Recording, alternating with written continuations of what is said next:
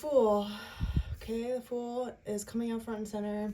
A new start, being new at something, trying something out that's new, leaving something old to begin anew again, taking that chance, going out on a limb, being the foolish one to learn something new, being a beginner again. So what are we being a beginner again with? The Eight of Swords. Something, okay, what else? And then we have the Ten of Pentacles. It looks like you are going to make a swift cut to something that is just not serving you well. This is not about getting everything that you want out of life, or, you know, just being a little pretty princess or a prince that, you know, can't have any sort of adversity. Everything has to go her way. It's not like that. It's kind of just being like, you know what? I've been at this job for long enough to know that this is not serving my higher purpose. This is not serving me well, 111 on the clock. It's about starting new and just cutting it to get to your Ten of Pentacles. Ten of Pentacles is a huge difference from the Fool, right? So you have this foresight of going the distance, of going like where you need to go, where you want to go. And sometimes you need to make a swift cut. You have to, I don't know, I keep saying cut for some reason. So you're cutting something off. What else? We have the Queen of Swords. She cuts things off. She cuts things off. And we have the Knight of Swords, also pretty diligent with their tongue. You might be telling someone off. Oh, the Star. Oh, God. Maybe you are defending yourself at this time. There might be someone around you that is actually trying to stop you from thinking that you can even get there, right? You are going the distance, the Star. You know, like you are actually leveling up and slowly, inch by inch, making it to where you need to go with the Ten of Pentacles. But there's someone around you, like always. There's always some narc around a successful person. They swarm around stars. Think of it as like the one light in the sky on a summer's night.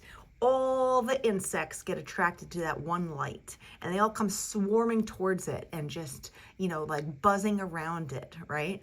So that's kind of the energy that I'm getting, is that you are shining, you are doing well. Like you're doing a good job. You're not slacking at all. You're really working very hard. And then to realize that someone is still trying to get in the way with you, you're going to cut it off immediately. We have 3 cutoff cards. We have the Eight of Swords, the Queen of Swords, and the Knight of Swords. You are going to let this person know where their rear end is, if you know what I mean. We have the Seven of Cups coming out, is about illusions and being misled. And we have the Ace of Pentacles. Ace of Pentacles to the Ten of Pentacles. The whole story, front to back, with the Fool. You want to write your story over, or you're going to be. You're not going to be afraid to tell someone there's the door, or go find someone else to do your slave work for you. You're kind of like at your wit's end with this person, because you're willing to do hard work. You're willing to be a good worker. You have dignity, you have respect, you have, you know, all the good traits of what someone at work would be valuable for. But when you work for the wrong person, if you work for someone with a narcissistic personality, you're never, ever gonna do well. No matter how much you shine, no matter what you do that's good, no matter all the, things that you're improving, you will never be recognized for that in front of a narcissist, because they will always find that one little pebble of something that you didn't do right. They're negative perfectionists, because they want to keep you pressed underneath their little thumb. But when you challenge them, because they are children inside, they're tantruming children inside. When you challenge that and you stand your ground, they crumble, they stutter. They're like, I don't know. And they start hyperventilating because they're not used to being bullied back. That's the thing with bullies. They get away with it a lot because a lot of people just succumb to them. And I'm not saying to do this always, because you got to pick your battles, because some people will keep fighting in the dirt for as long as their last breath remains. You have to learn to pick your battles, okay? And some people are actually very dangerous. But when it comes to the normal narcissists in society, maybe they're your boss, your manager, or something that, they exert their authority, their fake authority over you. In the reality, when it comes to human versus human, you actually might be a better person than them, well-roundedly, but at work they exert their dominance or their fake dominance over you because they love it. They get a kick off of it. It's almost better than sex to them to exert dominance, because inside they're tantruming little children.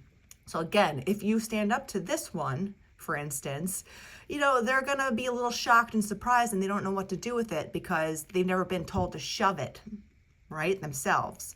Or maybe they have, and they're just so delusional, and they just keep going down the rabbit hole of finding another victim, finding another employee, finding another this and that and this. It's constant bullshit. The moon and the Hierophant. That's giving me, internally, intrinsically, what is right and what is wrong. When you do a good job. When you're doing a good job. Even when everyone around you is telling you you're doing great. Like even the customers, the clients, the patients, whatever you work with are telling you, wow, like you do like a really good job. But you'll never hear this from this manager. You'll never hear it. So internally with the moon and the Hierophant, you are absolutely in tune with your intuition with this. You know exactly what is going on. Don't gaslight yourself. Don't let someone else gaslight you into thinking that you're not doing well. There's certain societies that do that. They're just exerting dominance for no other reason than just to be a fucking bee, right? Like, they're being ridiculous for no reason. They're giving you stress for no reason. It's one thing to be a manager and to level people up and make them grow in a positive way by challenging them slowly and showing them that they're worth more than they think they are, or they could do more than they think they could do. It's another thing when someone's doing an exemplary job, I want to say, and you will just find, oh, well, you didn't tie your shoes right today. Oh, well, you didn't do this today. Oh, and they'll never, ever, ever give you any sort of positive reinforcement. I would stay away from it because they're basically like leeches. They're like energy vampires. They'll suck the living life out of you. And I know other people know what this feels like because we've all been in a shitty job before where there's some sort of psychopath in charge that just likes to make people's lives a living hell because their life sucks, right?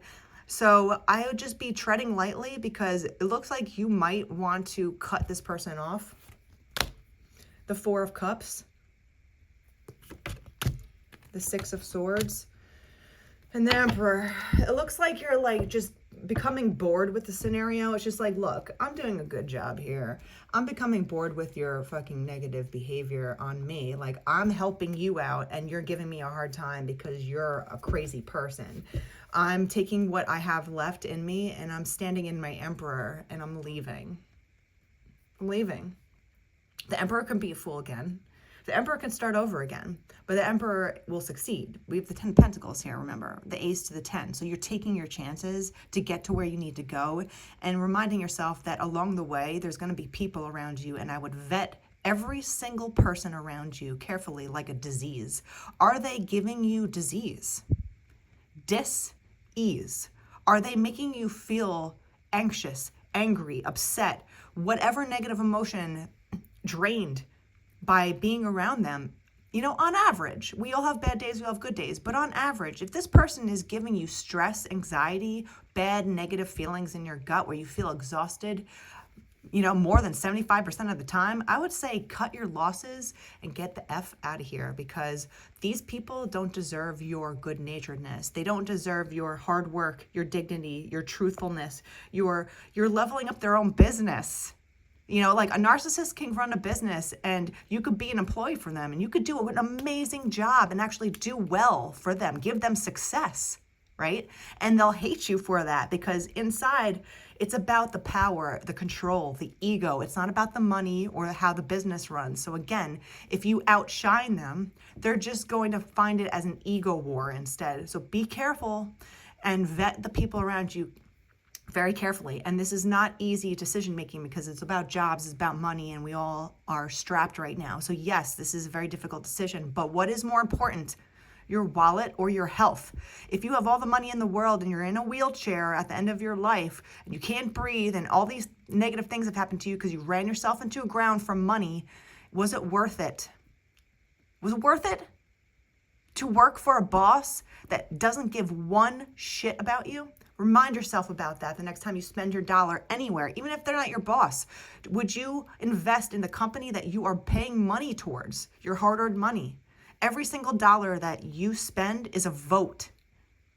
It's a vote. So think of your money as voting material every single day and only vote for the people that really deserve it.